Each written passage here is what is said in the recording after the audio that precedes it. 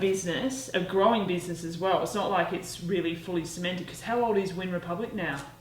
Win Republic is just over a year old, so yeah, a year and 3 months.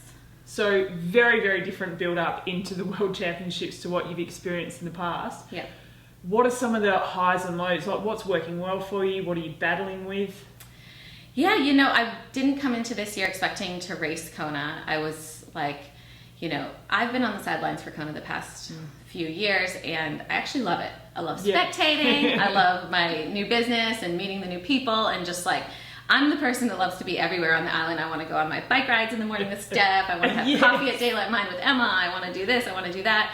I want to go to all like the parties, eat dinner out. So for me, switching back into race mode is awesome, and I'm super fortunate, but I also enjoyed seeing the other side. Yeah. So yeah, it's been just shifting my mindset over to being a racer has been challenging, but great. Like, I really, once I qualified, I was like, I want to have a really strong build and put everything I can into this, possibly my last Kona. I mean, I don't know, but I'm looking at it that way, as if it is, because I do want to focus more on my business. So Luke and I did do a training camp where we brought along our 2 daughters, and it was basically a circus. Like, we're not really cut out for training camp anymore. It was amazing, and we got all our training done, and beautiful roads in Thailand. We were at Thanyapura. The sports resort was incredible, but juggling the 2 kids, even with our nanny, was crazy, because they don't have their routine there. You know, there's only so many times you can go to the pool every day, and then so when you're finished training, you're back on, and then we'd be trying to, you know, remotely work to the US, and it was nuts. So coming back home and back to Noosa into our routine helped with the prep. But yeah, prep has been good because we've gotten the training in, but at the same time, it's been different because we are so focused now on the business, and we have 2 kids. Hectic. It's hectic. A little bit hectic. Yeah. Just on the business, well, the name of the business, Win Republic. So what's going to happen with the youngest one? What's happening with her name? So our daughter Marlo is now 17 months old, and Marlo doesn't have there's no Marlo collection yet or anything, but it's definitely going to be in the works. Some of the women's sportswear, I think, could maybe go in that direction. I'm not sure, but luckily she's too young to realize that the business is named after her sister. So you've branched outside of just the triathlon and cycling market, and you're doing some run and fitness gear, it looked like. Yeah, we're doing a bit of run and gym gear, just because a lot of, like, all the products that we do are things that Luke and I have wanted to wear, but we wanted just a little bit different on like every little one we've worn. So now we get to make them exactly the way we want them. Yeah. And so I'm just doing some leggings and run shorts and sports bras. Like, I finally perfected like the perfect sports bra. So like that's like my big that was my big accomplishment of the year. They're available here in Kona? Yeah, there will be some. Okay, cool. For sure. All right. And so, yeah, just learning. Each product takes a long time to develop, so it's actually really slow. People are like, we want more run gear, and I'm like, just wait 6 months. And they're like, huh? Yeah. But, you know, R&D with like we're basically a 3-person company, so. Yeah, right. And so it takes a while. And I do all the designing and all of the research and, you know, all the product ordering, everything. It's, that's time. I don't think people realize just how time consuming, just the ordering, just the, you know, just the real basic stuff. It's I mean, I do all the website, I do like everything. Yeah. So it's cool. Wow. Okay. Hectic. Very hectic. Hectic, as the Aussies say. Yeah. Is that an Aussie thing? Yeah, well, like, you hear a lot of surfers, like, looking out at the waves and be like, oh, it's hectic, bro. Okay. Like, frothing. Okay, let's just talk about frothing.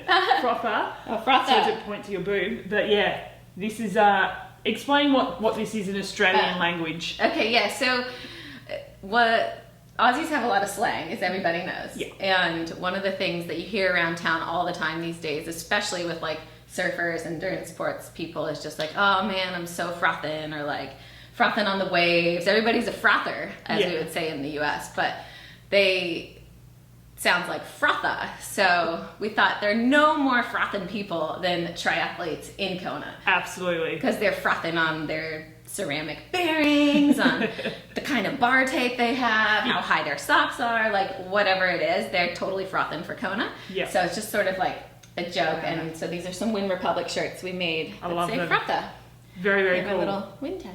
Nice one. Thanks. That's okay. Plenty of plugs for Win. Yeah, now. we're done. We're done with that. Let's move back to you racing Kona. Now, you alluded to the fact that it was a bit of a surprise that you're actually racing here.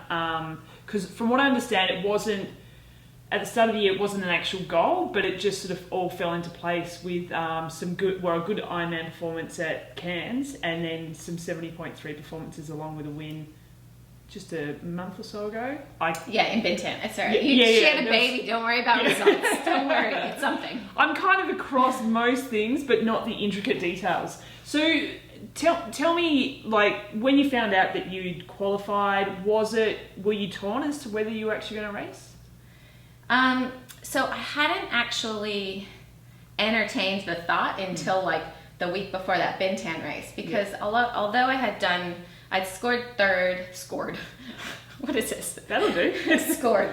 Basketball. Yeah, I came third in Cairns with like a really good race, and that has huge points. Yeah. So because of that, I was in a good position, but I still was only doing the races that Luke was doing to ensure that he wrapped up his qualification. Yeah. So I hadn't changed anything after that. I didn't add in another Ironman to qualify or anything, because as I said in the beginning, like, I love Kona and I had enough things already to do here. Yeah. So I was going to train for Ironman Taiwan, which was like yesterday. Yeah. Okay. Yeah. Right. So I was like, I'll go to Taiwan and try to hopefully try to win and then maybe get a slot for 2019. Because now you just one and done it. Yeah. And done it. Not that it's that easy. Yeah.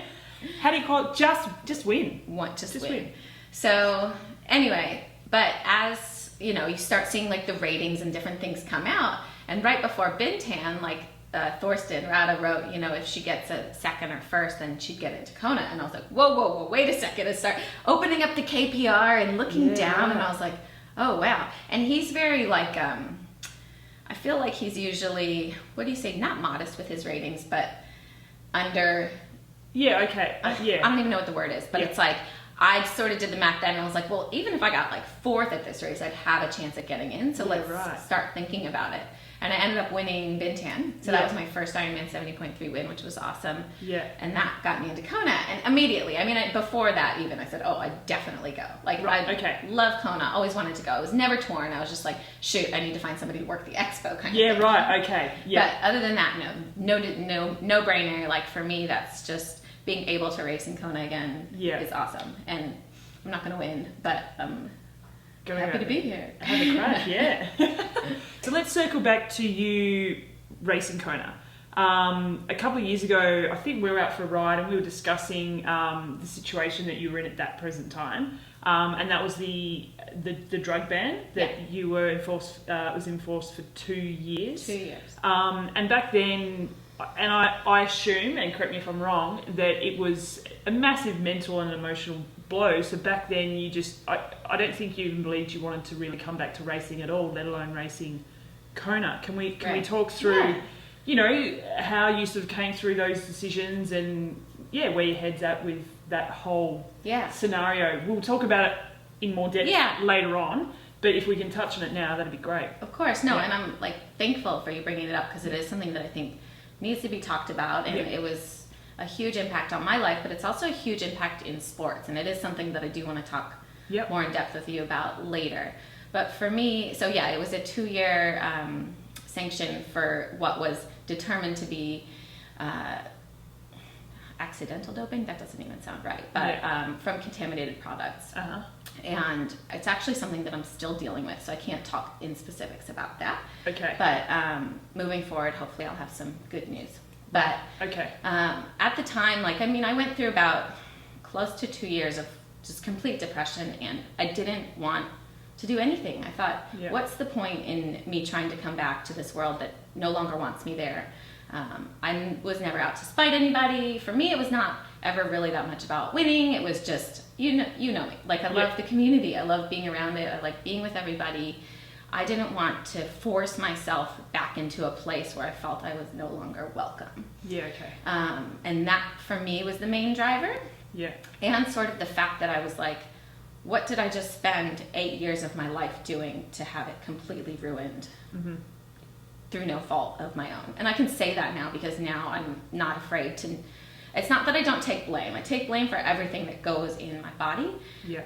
And that part, yes, but I do not take blame for doing anything intentionally ever harming the sport. And that is where I think that the majority of people that matter to me, so whether or not it's my friends, family, general community, a lot of the pro women, definitely, I'm sure not all of the pro women, but the ones that really count to me, they all really still support me. Okay. And in my life, feeling just welcome back on the start line, that was a big deal for me. But also, I got to the point about a year into my ban where I said, you know, I don't deserve for me to leave triathlon that way.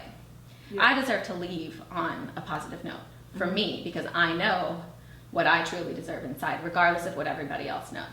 Yeah. So that doesn't necessarily mean coming back and winning races and going to Kona and this and that. It means coming back and enjoying triathlon and the community and being a part of what was my life for so long. Yeah. And then eventually, you know, in 10 years, remembering it that way rather than the really shitty way. Sorry, it could have ended.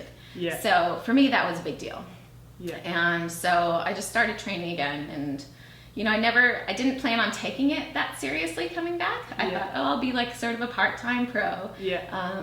But you know how we are, like you can't just I can't half-ass anything. Like I like to do everything full force, which means all of a sudden I got myself into this situation where, you know, I have 2 kids, including a baby, this new business that's growing because I thought, hey, I'm going to do something great with my time while I can't race, and then back into triathlon. And now it's like way too many wheels spinning, but at the end of the day, you only get one chance. Yeah. So for the next couple of years, our life's going to be super hectic, but down the road, maybe not.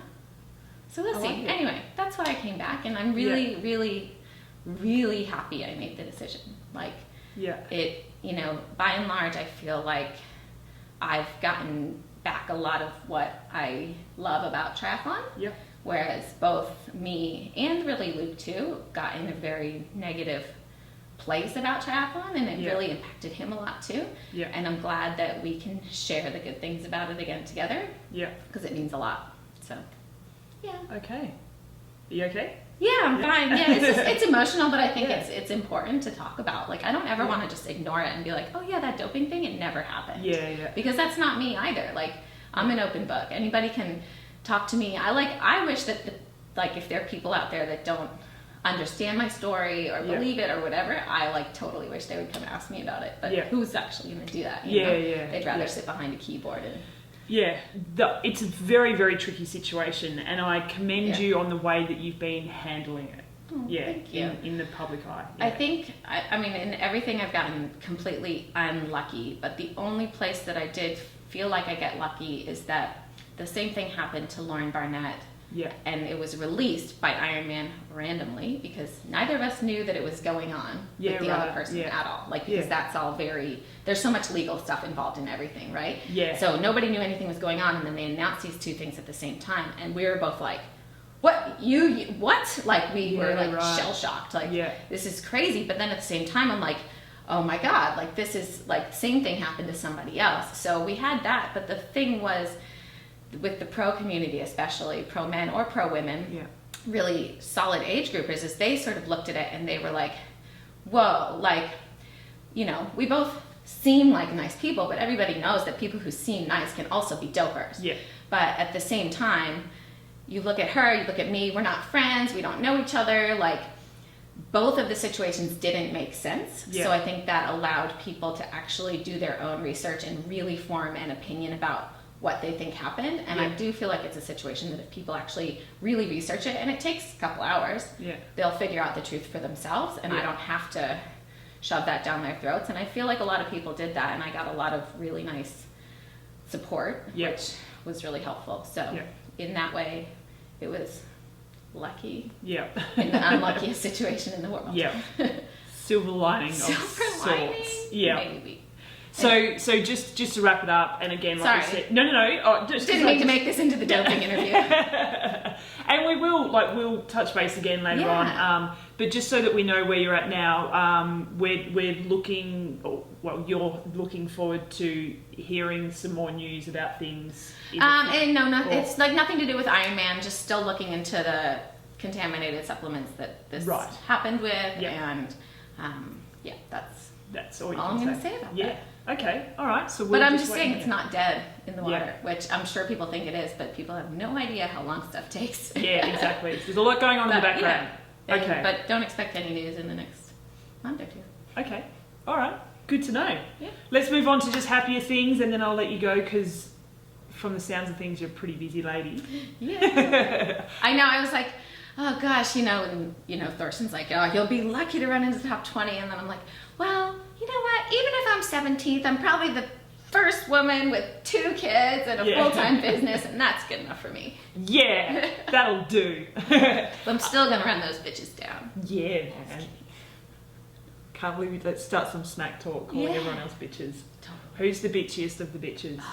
So many bitches out there. Yeah. No, just kidding. I actually love everybody. I feel like we all want to high five each other and stuff out there, but you're so serious and in the Yeah. box that you can't even. But in your head, when you pass people going the other direction, it's hey, high five. Really? Does that really happen to you when you're out there? Yeah. Yeah? Yeah. Is That's that cool. not normal? No. I'm just... I think a lot of people do. There she is. She's so strong. You just see other women, and you're like, God, she's so strong. Yeah. I don't know. I'm just in awe of everybody. Yeah. I feel very fortunate to even be in the same air, Yeah. So. But when you're going toe to toe with someone and it's 10th or 11th position, Oh, on the well, line, that's a big deal. yeah, that's a different story. Lindsay Corbin and I were texting the other day, and we're just oh yeah. And then I said, I just hope we don't get in a sprint for 10th and 11th. Oh yes. Oh, and sprinting. And she had that one year, I think. Oh really? Yeah, Yeah, you'll she have has to finished ask her. 10th. Yeah. But so sprinting down Palani, I imagine that would be just torture. Because yeah, downhill no. sounds good, but Yeah, no, that would I'm be good. hard. I'm actually really good at that. I'm Sprinting a really downhill? good downhill runner. Yeah, Yeah. right. So I would love that Okay. situation. We'll see if we can tee that up. Yeah. Can you work on that? Yeah. Finally, out there on race day, I've just been asking a few athletes this. You always hear people talk about how they say, "Oh, you're looking good," when you're really not. Is there anything in particular that you want the audience or the crowd to be yelling at you, whether you're having a good day, having a bad day? Is there anything that in particular helps you on race day? I really like positive comments. I don't like it when it's, You look shit. yeah, I don't like critical comments really. I just like uplifting positive comments, and then also I really like splits to the next girl. Not yeah. necessarily the first girl, because they'll be like, Danielle is 38 minutes ahead. And you're like, well, thanks. Yeah. But if they're 11th place is 2 minutes ahead, you're like, Yeah. I can do this. Yeah, okay. But do not yell out splits if you are not positive that they're No, correct. don't make them up. Yeah. It happens all the time. I don't know. But I don't know. If I'm way back or something and you're the next girl's 2 minutes ahead and she's 3 minutes ahead, that's all right. It'll motivate me. All right. Okay, let's just make shit up and it should be fine. She's not going to know anyway. Whatever. I don't know. Hey, thank you so much for taking Thank time out of your you. busy schedule. And thanks for Appreciate taking it. time out with Frankie. Pleasure. Let's go cuddle with her some more. Yeah, I'm glad she gets to meet all you lovely ladies. Yeah, I just.